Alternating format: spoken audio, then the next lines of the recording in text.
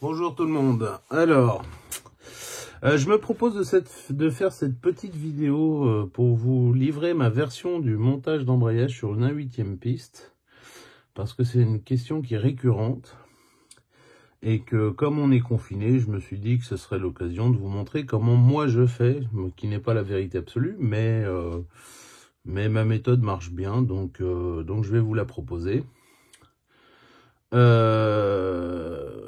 Déjà par principe, un embrayage de piste 1/8e, ça marche un peu comme un double embrayage.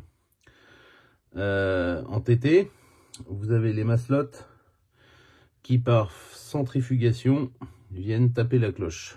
Ici, vous avez des maslottes qui vont frapper une cloche intermédiaire et qui vont produire un effet de mouvement vertical de la maslotte d'embrayage. C'est plus efficace, plus violent, ça correspond plus à ce qu'on a besoin en piste que le TT. Donc pour ça, on a besoin d'un embrayage complet. Donc vous avez ici les ressorts d'embrayage, les maslottes d'embrayage, les maslottes de poussée, la maslotte d'embrayage et son plateau, l'écrou de serrage du volant moteur, l'écrou de serrage du ressort, le guide pour le ressort, le guide de butée, les roulements pour la cloche qui doivent être au nombre de 4 et il en manque 2, ils sont là. Je vous parle que de l'embrayage Mugen par contre ici.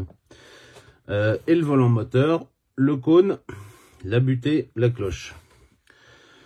Alors, déjà, par principe, sur un embrayage Mugen, la première chose à voir, c'est que votre volant moteur est plat derrière.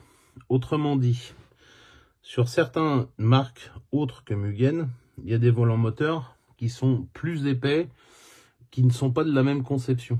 À ce moment-là, il sera peut-être impératif de mettre des rondelles avant de mettre votre cône, tout simplement pour espacer le volant moteur du moteur.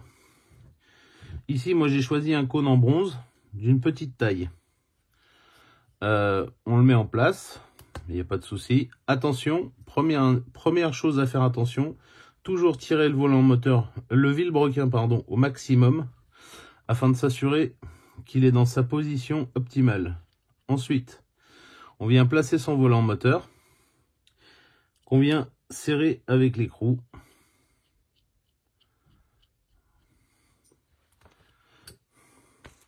Alors ici, il y a deux options possibles. Soit certains d'entre vous peuvent prendre une multiprise avec un chiffon pour serrer directement le volant moteur, ou vous pouvez prendre un outil qui vient directement prendre les pins du volant moteur pour serrer. Moi, j'utilise cette technique. J'ai jamais eu de souci avec ça.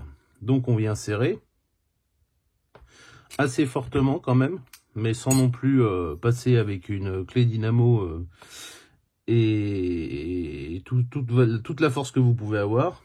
Donc, une fois que cette étape est faite, toujours le plaçage des maslottes de poussée. Toujours dans ce sens-là. C'est important. Je sais que chez Serpent, ils ont un embrayage qui peut marcher en inversé, mais ici, non. Donc voilà, s'assurer que c'est libre. C'est ce qu'est le cas ici. On n'a pas de jeu, c'est tip top. Alors, l'autre chose à faire attention, quand vous allez monter votre plateau, celui-ci doit être complètement libre sur ses pins, puisque lui va se déplacer. La même chose pour la maslotte. Elle doit être complètement, l'ensemble doit être complètement libre. Ça améliorera la qualité de votre embrayage.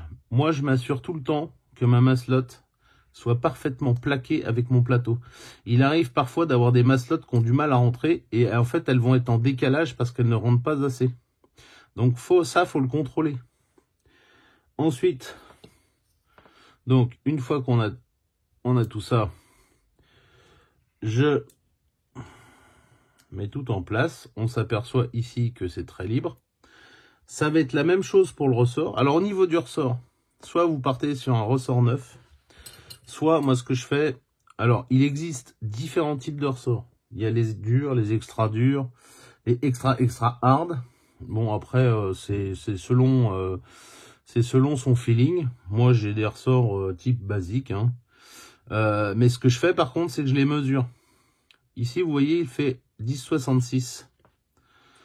Celui-ci 10,30. Ce sont les mêmes, sauf que celui-ci est usé. Donc je vais le changer pour le remplacer par celui-ci. Comme il est plus long, il mettra plus de résistance. Et alors, la chose à laquelle il faut faire attention, c'est que votre ressort doit coulisser librement avec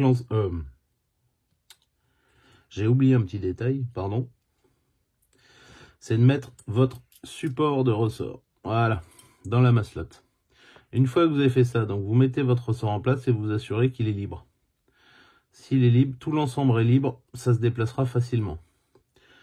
Petite astuce, la plupart des écrous de serrage sont fournis avec du frein filet déjà mis. S'il n'y en a pas, n'hésitez pas.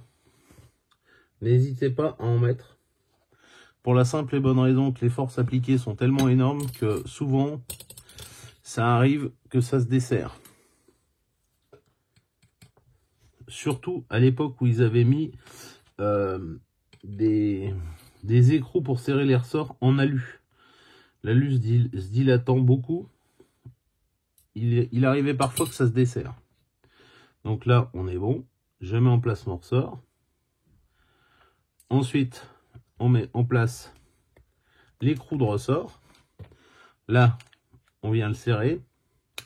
Alors, autre chose que je fais, moi, c'est que je pars du principe qu'il est plus facile, in fine, de desserrer son écrou que de chercher un réglage en le serrant petit à petit.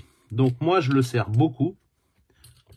Et une fois que je passerai au réglage, je desserrerai pour trouver le point d'embrayage qui me convient. Il est plus facile à trouver en desserrant qu'en serrant. Ensuite, on en vient au calage. Le calage est important parce que c'est ce qui va faire que votre embrayage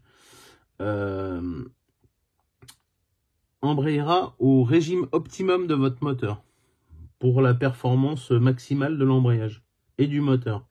Faut savoir qu'un moteur, il y a beaucoup qui disent que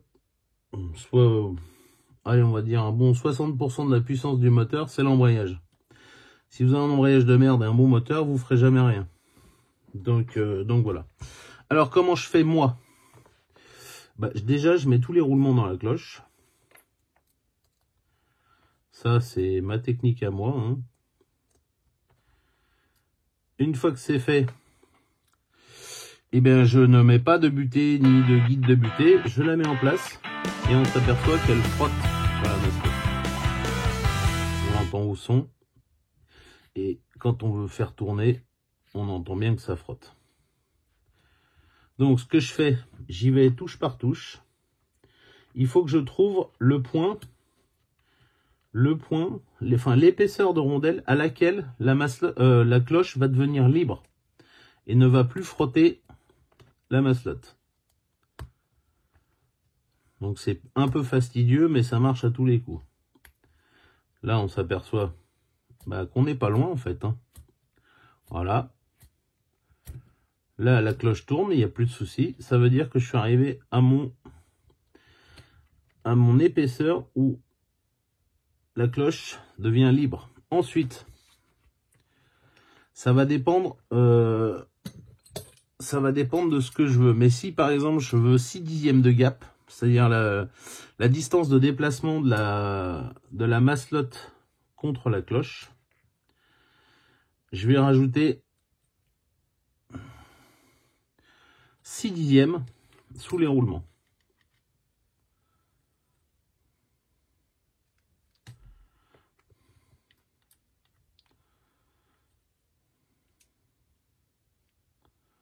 Voilà, on a 6 dixièmes de rondelle. Donc je les mets en place. Voilà.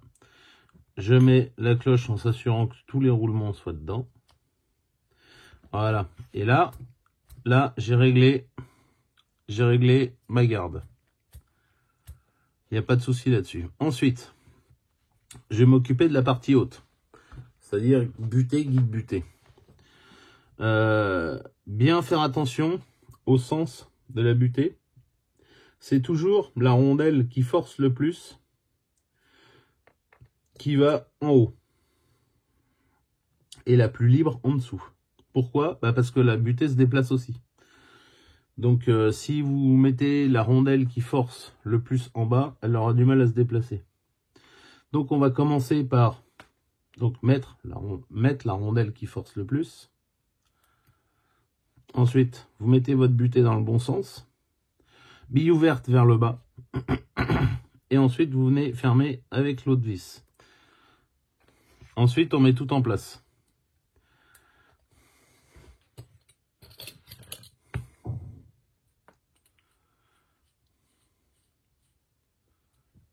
Et là, on s'aperçoit qu'il faut qu'il reste 1/10 de jeu résiduel à peu près, ce qui est le cas.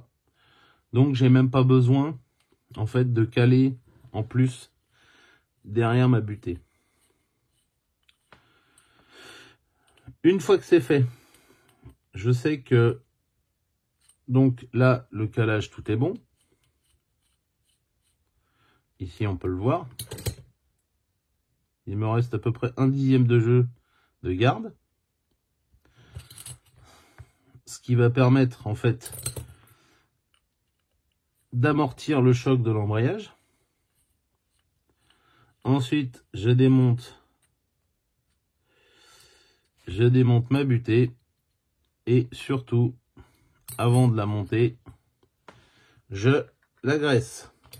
C'est très important de graisser sa butée à chaque fois. Autre point sur lequel il faut faire attention, un embrayage, c'est quelque chose donc qui vit, qui s'use.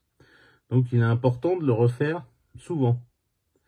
Parce que le ressort se tasse, parce que la masselotte d'embrayage s'use, les masselottes de poussée s'usent.